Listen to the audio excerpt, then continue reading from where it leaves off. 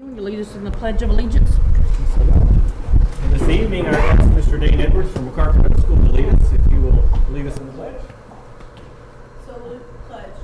I pledge allegiance to the flag of the United States of America and to the republic for which it stands, one nation, under God, indivisible, with liberty and justice for all. Thank you. He's a cutie. Okay. Call roll, please. Miss Bradley? Here. Miss Delter? Here. Miss Nyworth? Here. Miss Edwards? Here. Mr. Jester? Here. Colonel King? Okay. Then before, do we have any special guests, Dr. Deegan? On the agenda, we do have special guests. We have preemptively scheduled them. They're actually going to be here next week. So if with the board's forgiveness, we look forward to having it. And just for everybody to know, every year we bring all the seniors together. National merit, outstanding. It may not be, is it more than just seniors, Ms. Trinidad? Okay, so we can recognize those students who have done exceptionally well academically on the senior class. But that'll be next week, so I apologize. So we have no special guests this week.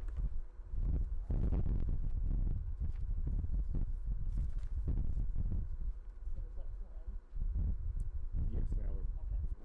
All right, so number 5, do we have the architect and construction manager at risk here for an update? We have both.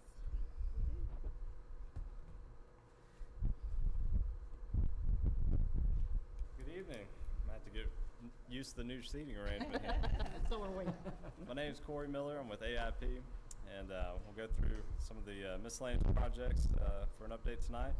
On Lawton High School windows, we reached substantial completion last Friday, and those forms are being circled through. They'll probably be on the next board of agenda for approval.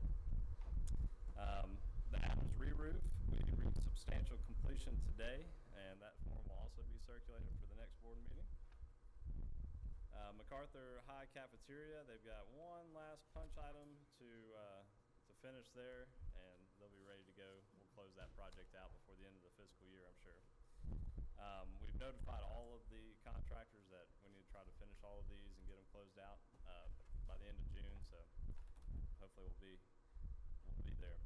The safe room buildings, Edison and Almore West, both achieved substantial completion the last couple weeks. Those forms are on the agenda tonight to approve. We'll be inspecting Woodland Hills on this Friday for substantial completion. Whittier's safe room, there was a pre-bid conference last Friday, and we'll be opening bids on the 14th as planned for that.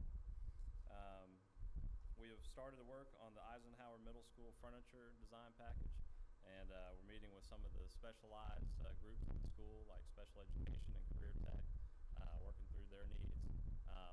We've got a 35% design review planned for probably the end of this month. So, still looking at some options with the freezer project. We got some recent pricing in on that. We'll be getting together with Sodexo to review that. The MacArthur High School fire alarm project, we received bids on that, and I believe there's a bid tab on tonight's agenda for approval. We're recommending going with the apparent low bidder on the base bid and taking their alternate number 1 for reuse of some of the existing devices. It'll save about $20,000. The Almore West gym repair is underway, and it'll be substantially complete by May 17th so that it can be used for end-of-year activities. And then once the kids are out for the summer, we'll start on Crosby Park and Carriage Hills. Those documents have been approved by the city, and building permits have been issued there. We do have a change order on the agenda tonight for exhaust fans at the safe rooms. The city has reiterated their requirement to put those anywhere we have a mop sink. We thought that the design of those would allow us to get away from that, but we have gone ahead and put that in the design for Whittier, so it won't come up again. Do y'all have any questions on any of that? So we'll get to see the final selection on the furniture at Ike Middle? Yeah, we've got a couple design reviews probably before we'll come before the board. The first iteration will be our 35%, where we'll talk about a floor plan and just go over, the areas that are covered, what's in the design, what's not in the design. 65% we'll start to bring in some images and some renderings. That'll be our first budget number as well, and then 95% we'll refine that, and that's probably about the time we'll come to the board. Great. All right, well, I'll let Crossland take over from here. Corey. Thank you. Good report, Corey. You took half of my fire. Just like that. Again, my name is Josh. I'm with Crossland Construction. I'll talk the safe rooms first. Like Corey mentioned, we have substantial on Edison and Almore. We're going to walk Friday for substantial, and then every Friday from here until June, we'll be walking them. So they're all progressively getting better. Just kind of give a quick rundown of each one. Hugh Bish, we've got millwork going in, carpet going in, and the ceiling tile being placed. Crosby Park, we finished painting. Now we're going to start setting all ceilings in there, and then can go through the carpet and all the finishes. Sullivan, or Caters Hills, we finished sheetrock today, and then we'll jump over to Sullivan, start putting sheetrock there. So all the walls will be sheetrocked within the next 2 weeks. Other than that, that's it for the safe rooms. Any questions on the safe rooms? All right, in the middle school, we're sitting about 70% complete with the CMU walls. So you guys can probably see all the CMU block that's going up with the masonry. The steel is only about 30% complete. There's a lot more steel to go up. I know it looks really pretty, so there's a lot more going up. And then concrete, we're about 65% in the concrete. So obviously that's being impacted by the rain a lot. So we're still able to keep going with block and with steel. Upcoming work, we got some brick going on within the next 2 weeks. We're going to start putting brick over the kitchen. And then roofing. The 2 gymnasiums, we'll start getting a roof on them starting Monday. So, any questions on the? How far behind is that rain We're- pitching again? I know you were getting close Yep. to get caught up, but So surely you've been set back a little bit. Yes, sir. We're still sitting about 30 days behind right now. I updated it today. We're at 30 days. So we make a little bit of headway, and then we lose a lot. So we're able to get some things done during the day, but it rains so much at night that it kind of fills up everything we just pumped out. So, work in progress. We'll keep going, keep pumping, and keep proceeding. And I'd like to thank you for helping the orchestra out for Yes, our ma'am. On the Town. We needed 5 construction hats that looked like they'd been used. So I take 'em, went to rub 'em Josh, and over. Josh got them and let us borrow those, so thank Yes, you ma'am. very Yes, much. ma'am. All right. Thank you. All right. Thank you. Okay, departmental reports. Under the departmental reports, we have the first, which is item A, which is the written reports, and if the board doesn't have any questions over that, we'll move to item B. Okay. And action item B is consideration action regarding the FY18 district audit. And for this, we'll have Ms. Elizabeth Brownhill and our auditor, Mary Johnson. And I'll pass it off to you. No, I can do it. They know me. Good evening. I'm glad to finally be here to present to you the FY 2018 audit. I'm just going to make some summary comments about the 3 auditors' reports that are in the documents and the audit schedules, and then if there's some questions I can answer, I'll be happy to do that. I'm going to draw your attention first to page 2 of the independent auditor's report because we have a summary of the different opinions that we've issued related to the school district's audit for 2018. The first one relates to the fact that the financial statements are prepared on a basis of accounting that shows compliance with the State Department of Education regulations. And because of that, we're required to include an opinion that's called an adverse opinion that the statements are not in accordance with generally accepted accounting principles. So you will note that particular discussion and paragraph related to that. That is due to the fact that your financial statements are available to the public and they have to be able to compare the level of audit opinion on your statements with others. So that's why that is presented that way. The second area that I want to draw your attention to relates to a qualified opinion this year on governmental activities. We were unable to obtain sufficient reports to be able to include property and equipment on your statements this year, and because of that, we had to qualify it that it was not included in the scope of the audit this year. So for the district as a whole, everything was included and was fairly stated, with the exception of that particular piece of information which we did not have. The final paragraph relates to an unmodified opinion on the regulatory basis on all of your major funds, which are the larger funds that are presented on the financial statements in their own individual column, and any of the other funds that are not presented individually are presented in aggregate, and that is an unmodified opinion related to the fund level reporting on that information. We issue 2 additional reports because you're required under state statute to follow governmental accounting standards. So in the back on page 47 is a report related to internal control and compliance on matters in accordance with the government auditing standards.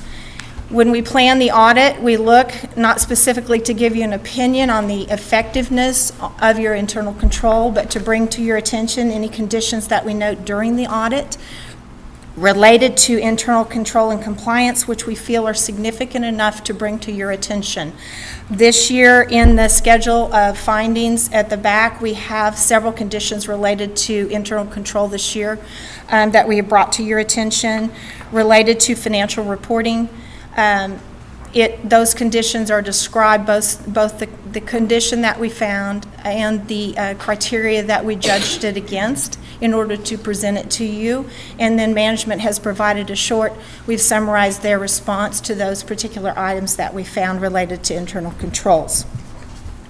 One of those items also was a compliance issue with state law related to a negative fund balance in one of the smaller funds. So we brought that to your attention, that is contrary to what's allowed within state law to report that negative balance.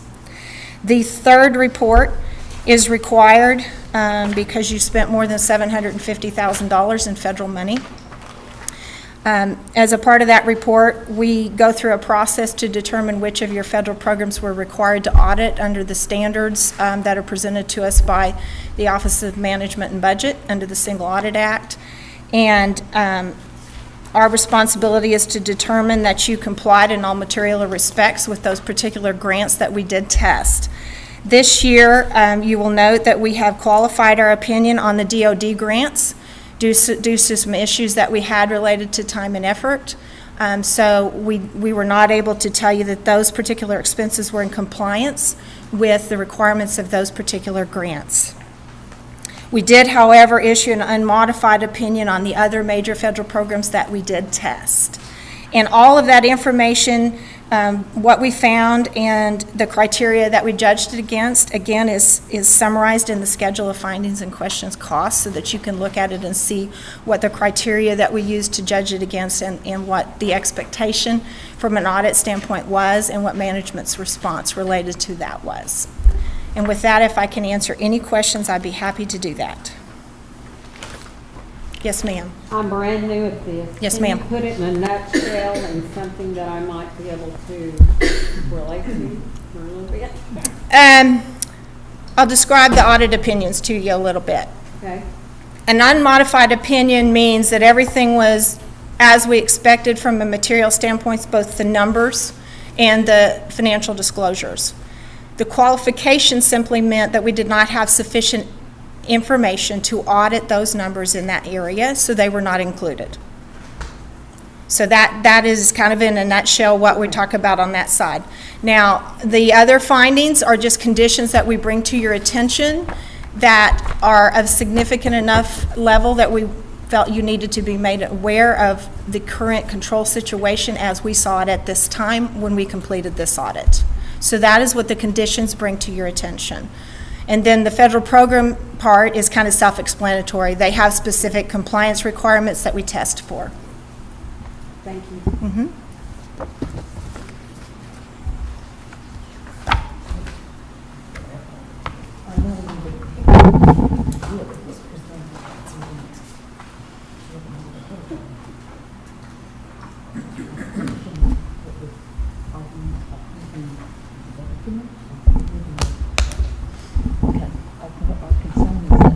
Since we have not had time to review this, we're approving something we haven't looked.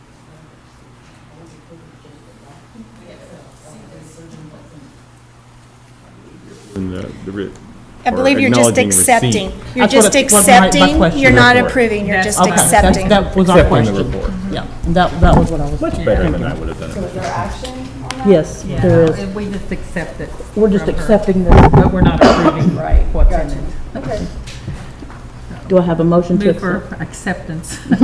I'll second it. Call the roll, please. Ms. Bradley? Yes. Ms. Clodfelter? Yes. Ms. Nyworth? Yes. Ms. Edwards? Yes. Mr. Jester? Yes. Okay, 6C. Thank you all very much. On item 6C, I'm going to ask Ms. Trinidad to come to the podium. I'm putting Ms. Trinidad in a little bit of a middle position here, so please forgive her. I failed to attach both documents to the board agenda, so before you, at your table, you have a document here that actually says Draft Native American Regalia Policy for Student Handbook. It looks just like this, okay? I asked before I get into the policy, I just want to remind the board, we did have a presentation for this. Dr. Pee Wee already came. I spoke to him personally over the phone today and emailed with him and texted with him. We had a discussion, shared to the board the importance of having a regalia policy, and I want to explain, I have Ms. Trinidad, I've asked Ms. Trinidad because this is really a secondary issue. I did put it under hers, but I want everybody to understand that I've, after she explains, then I will kind of explain the recommendation a little bit better. But Ms. Trinidad, if you'll explain how they've been handling it at the high schools, what they plan to this year, what you've done to this point, and how the principals have provided feedback on the policy idea. All right, absolutely. Thank you for allowing me to come and visit with you today. This is related to the regalia, or the items that our Native American students find that it is important for them to bear and to present whenever they go through these major life stones that high school graduation is a part of. I can tell you in the past, in working with all of my principals, this has always been something that we have naturally and natively or organically, the support for this has always been there.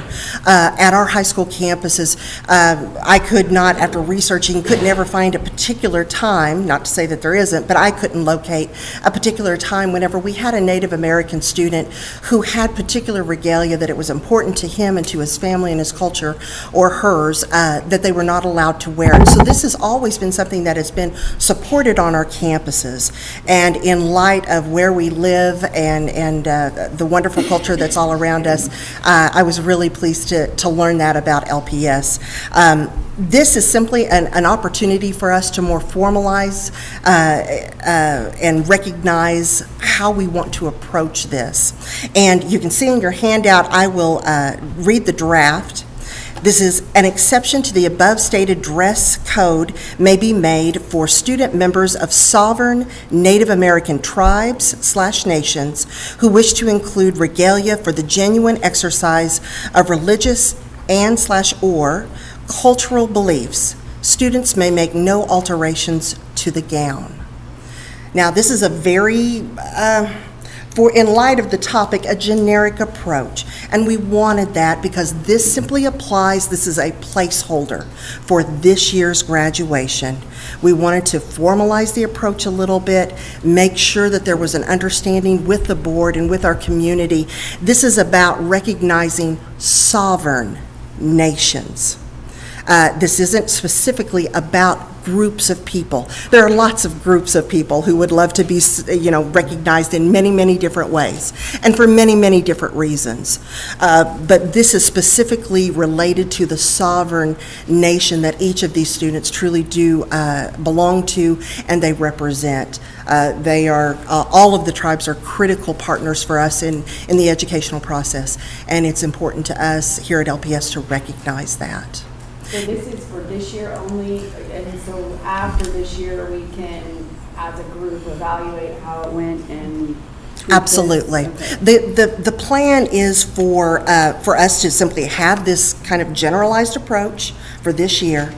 At the beginning, or at the very end of this year and over the summer, I will be getting with all of our campus leaders. We're going to pull together And we know that there's probably a little bit better versions out there, and start to gather and get some, bring people to the table about this. And we're going to be able to bring forth a more formalized even than what this is for the board to review. That would be placed in our campus handbooks. It would not be necessarily something that was placed into board policy, but it would go into our campus handbook and therefore be something that we would be expected to adhere to. When you guys meet over the summer about that, are you, you mentioned campus leadership, are you including the counselor staff in that? Because it's my understanding that counselors have really close relationships with those students, and they know, you know, they're really involved in the graduation. Absolutely. And counselors located just on our campuses aren't the only ones. Pam Fodder, who is, you know, she handles our American Indian educational program for the entire district. She's another source. She and all of her tutors and her assistants, they're another great source. So we're all about bringing all the stakeholders to the table and make sure that we have the voices heard. It's very important that LPS get this right. And that is born out of the respect that LPS has for our tribes here, that we educate children on their lands, literally, at their grace. And so I think that it's important that we do this, and their voice has already been represented and will continue to be.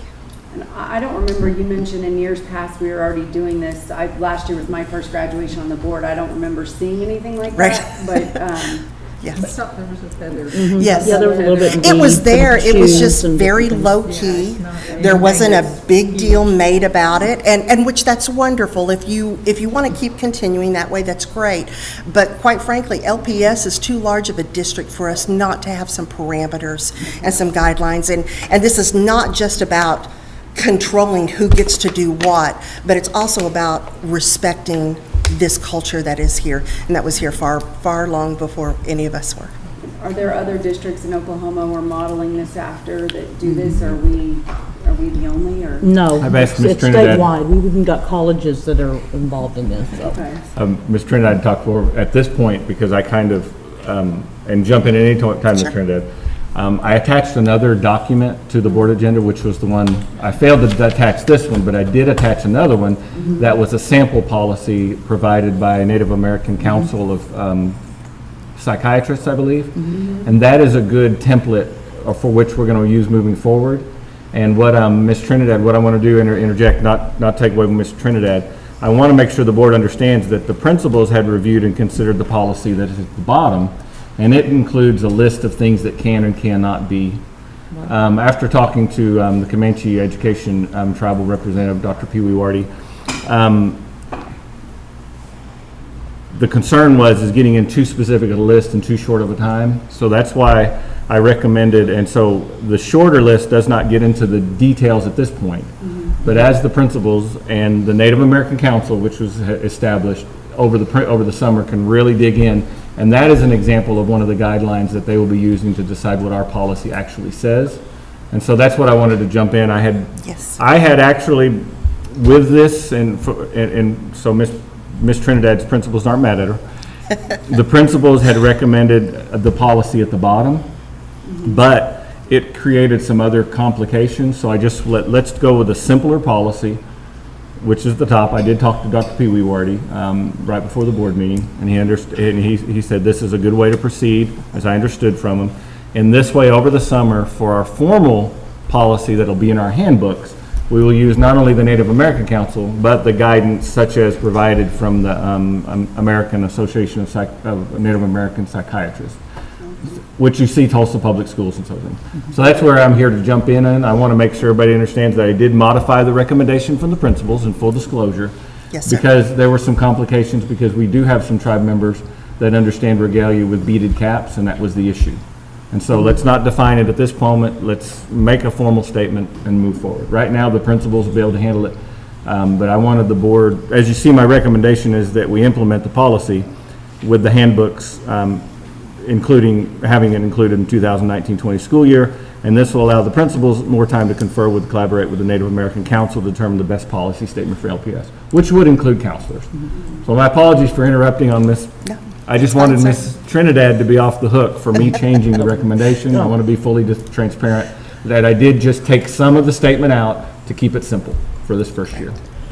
And, Kelly, in some of the places that I've been to this year, this is kind of a hot topic through the state right now. There's been at least one college that has denied them any regalia to be done. So I mean, it's really it's a hot topic right now. Well, and we want our students to be able to not have an issue in a week or two. That's correct. Exactly. So the one that you're recommending is the draft Native American The top. regalia policy for student handbook? Yes. Do we need The to top. take action on that to approve that tonight? It is an action item, yes. Yes, an action item. Do you have any further questions for me? Thank you. Thank you. All right, do we have a motion? I make a motion we approve. Second. Okay. A call roll, please. Ms. Bradley? Yes. Ms. Clodfelter? Yes. Ms. Nyworth? Yes. Ms. Edwards? Yes. Mr. Jester? Yes. Okay. I'm going to introduce Ms. Ellis. We have 4 policies, and then instead of listing each action, I will go ahead and introduce her on the first one and allow her to continue on the note with if that's okay with the board president. Item 6D, all 4 of them deal with policy. The first is proposed revisions of policy DEA-R2 for substitute salary schedule, and then Ms. Ellis will continue the rest of her. So, Ms. Barbara Ellis. Good afternoon. I want to present to you DEAR2, which was a culmination of presentations to SPPDC from at least 3 different sources, and in that respect, they asked for an increase in the salaries of the strata of certified support classified personnel. And so I wanted to ask your permission to approve that particular policy, or if you have questions, please, I will be glad to answer those. We have raised salaries for every other group except this group. And the last time this policy was impacted was in 2017 with just a minor change with dates. So this would work with salaries.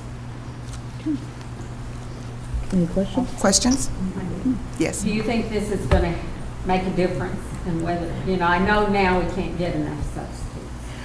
We hope that it's competitive with the surrounding districts, which is the first item, and we hope that we'll be able to draw others in because we have lessened the requirements for substituting in classrooms to 12 hours versus 60 hours, so we do hope that it will. And we still provide training, so we have some assistance there. Make a motion to approve. Second. Call roll, please. Ms. Bradley? Yes. Ms. Clodfelter? Yes. Ms. Nyworth? Yes.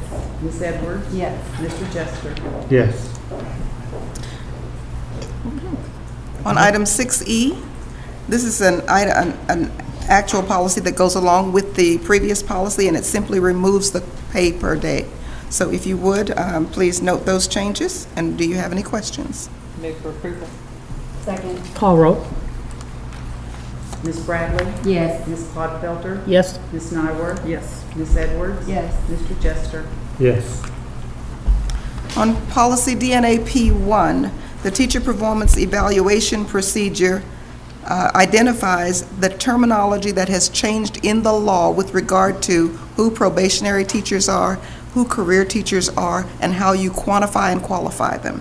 And so the information that is listed here indicates that we're changing from a 3-year probationary teacher status for those who began with Lawton Public Schools or in any capacity in 2017-18 to 4 years of probationary status. So from henceforward, it will be a 4-year probationary status unless the second criteria is met, and that's on page, I believe, 2 of this document, which indicates that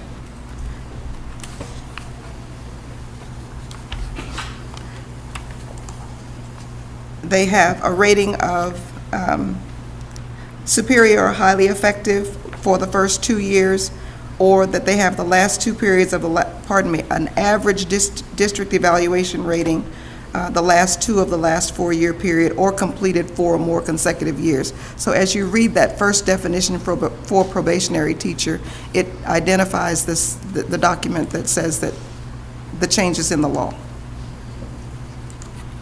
Can I have a question along this line? Yes. What if we have a teacher that's it's military that's active that goes off for duty, they're called to duty, so they leave for a while? How does that work in their probationary or When they return, they are restated exactly as they were before they left. Okay, so they don't lose anything by being gone for all that? No. Okay.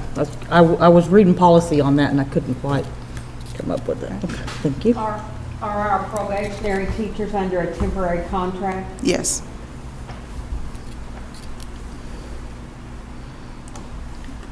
Make a motion to approve? Move for approval. Second.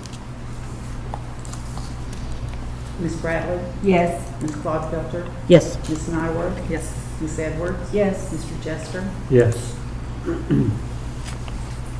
And on the last item, 6G for action, the revisions to CFBB-E1 changes some of the terminology for clarification. It was confusing to read and understand which direction some of this information and action was going. So we changed the word from to the word to and so on.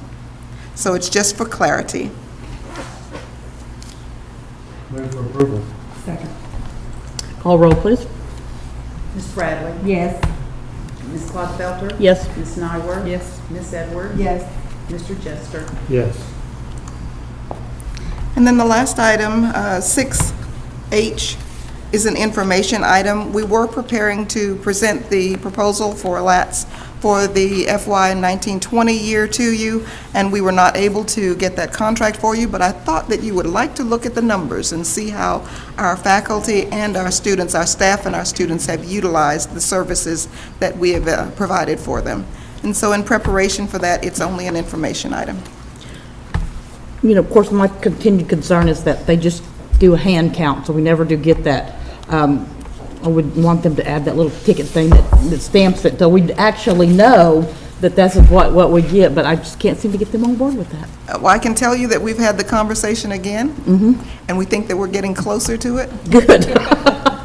I mean, you know, just because, I mean, you know, it would just be more professional, yeah. Right, we think that we'll be able to get there within the next 2 years. It requires equipment, so it won't Of get there course. next year, definitely. But we have had the conversation again. Oh, good, thank you. Are there any other questions? Thank you. Thank you. Ms. Ellis. On item 6I, there will be no presentation, but item 6J, I'm going to, an update regarding early assignment of principals, Ms. Brenda Hatch.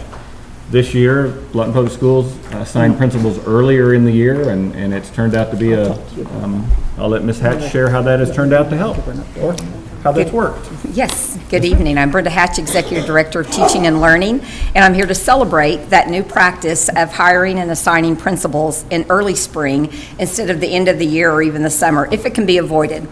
This year, the only schools who were affected were elementary schools, and we had the opportunity to hire 3 new principals and relocate 1 current principal.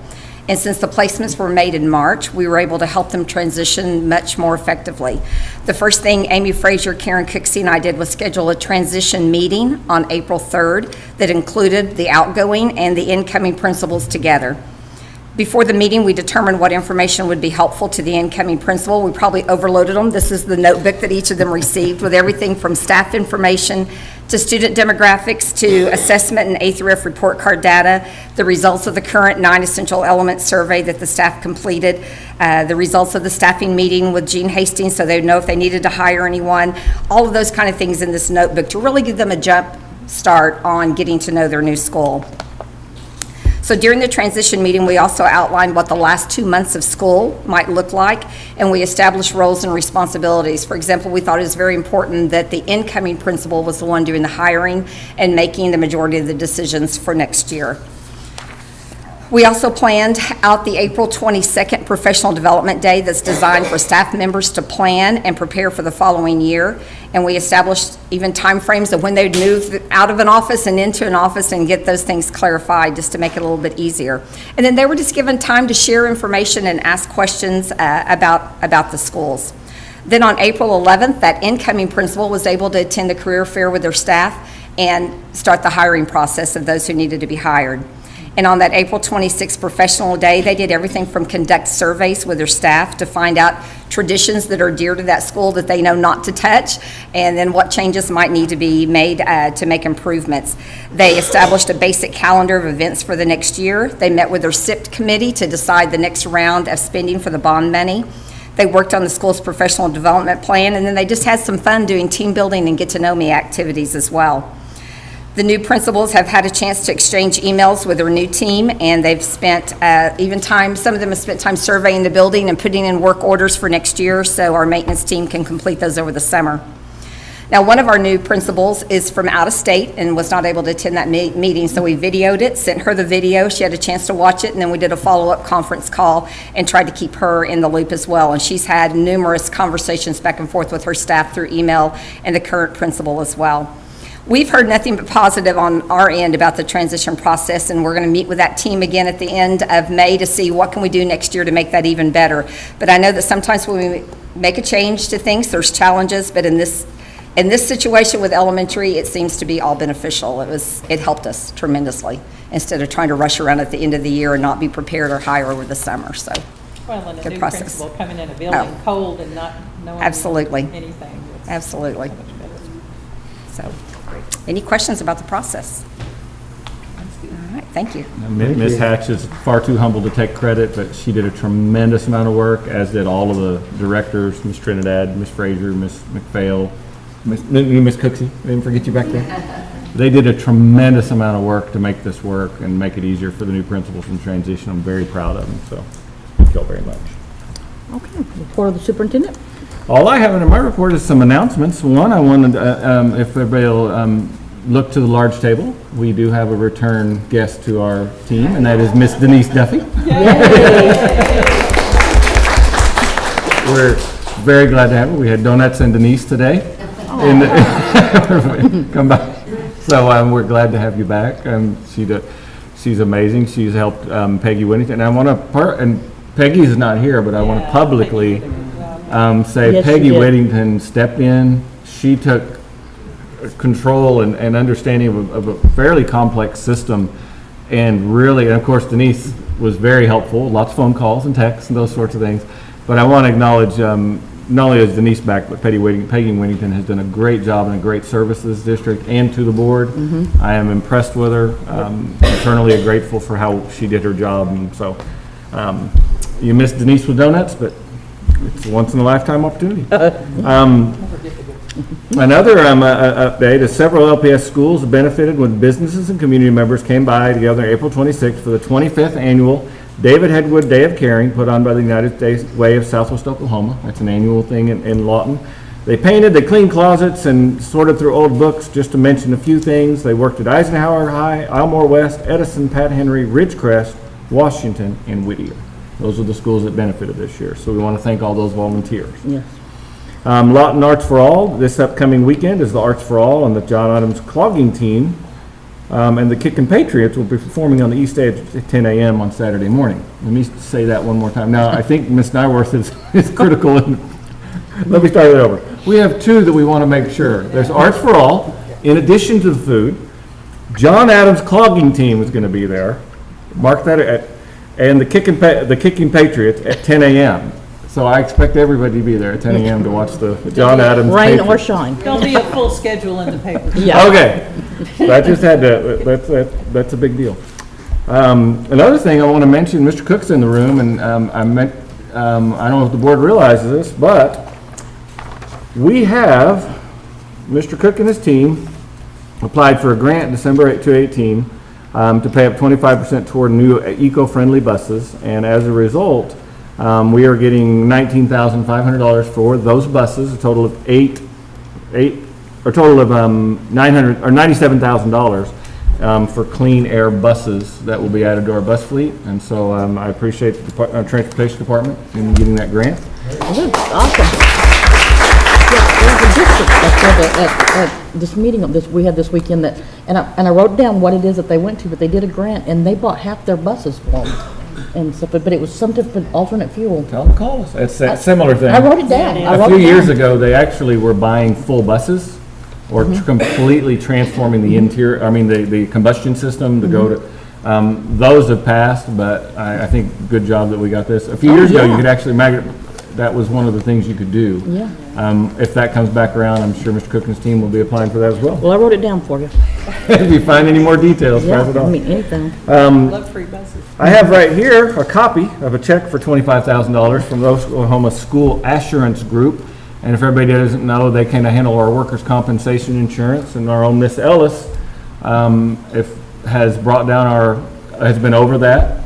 And because of her work and the work of the safety committee, they gave us that $25,000 check to continue the work of the safety committee. And I don't know if everybody in this room, we could not say enough about that safety committee. It has lowered our workers' compensation rates by an aggregate of millions over the last few years. Saved tremendous amount of money. We're an example for the state.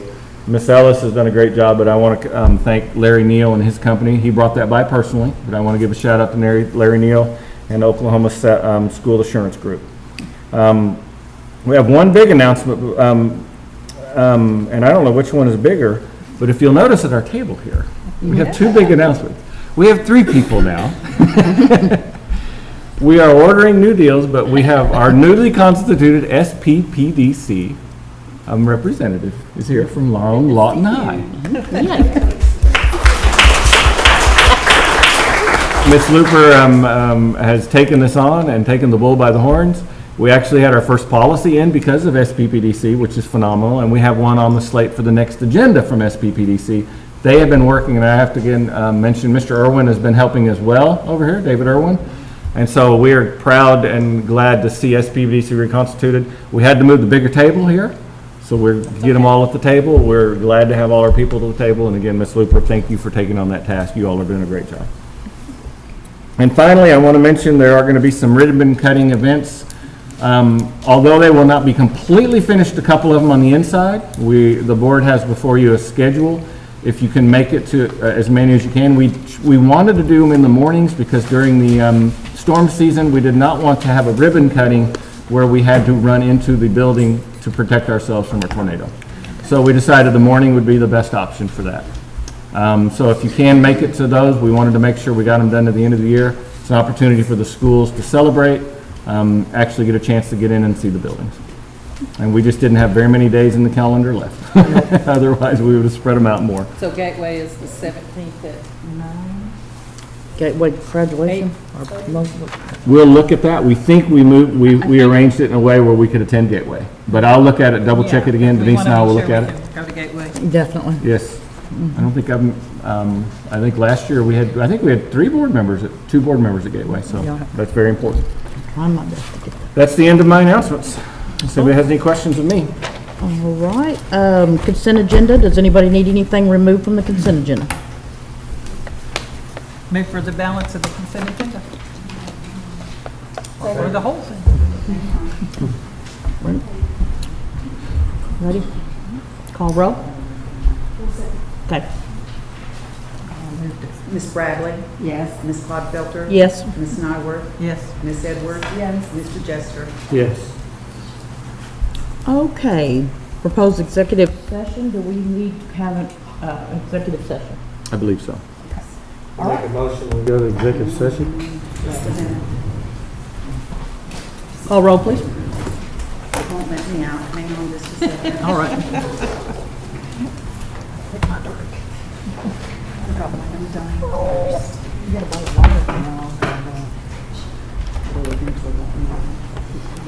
No text or anything, huh? What good news or bad news? The emergency rooms or something. Who made the motion? Who made the motion? Kent did. Kent did and Mary second. Ms. Bradley? Yes. Ms. Clodfelter? Yes. Ms. Nyworth? Yes. Ms. Edwards? Yes. Mr. Jester? Yes. I want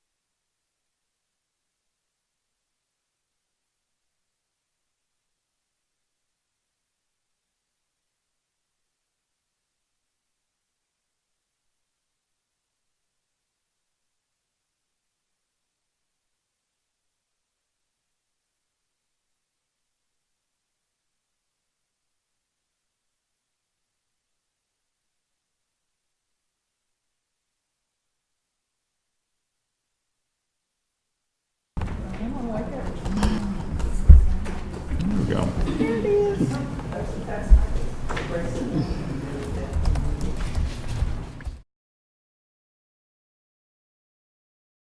Session? Call roll, please. Ms. Bradley? Yes. Ms. Clodfelter? Yes. Ms. Nyworth? Yes. Ms. Edwards? Yes. Mr. Jester? Yes. Okay, statement of executive session minutes. The Board of Education went into executive session at 5:45 PM. Members present included Carla Clodfelter, President, Patty Nyworth, Vice President, Kelly Edwards, Mary Bradley, and Kent Jester, Board members. Others present included Tom Deegan, Superintendent. Items discussed included the employing, promoting, and/or receiving resignation of individual certified and support salary personnel as listed on the certified and support personnel reports, the selection of the Assistant Superintendent of Business Operations. During the executive session, the board discussed these items and no other items, and no action was taken. The board returned to open session at 6 p.m. This constitutes the minutes of the executive session.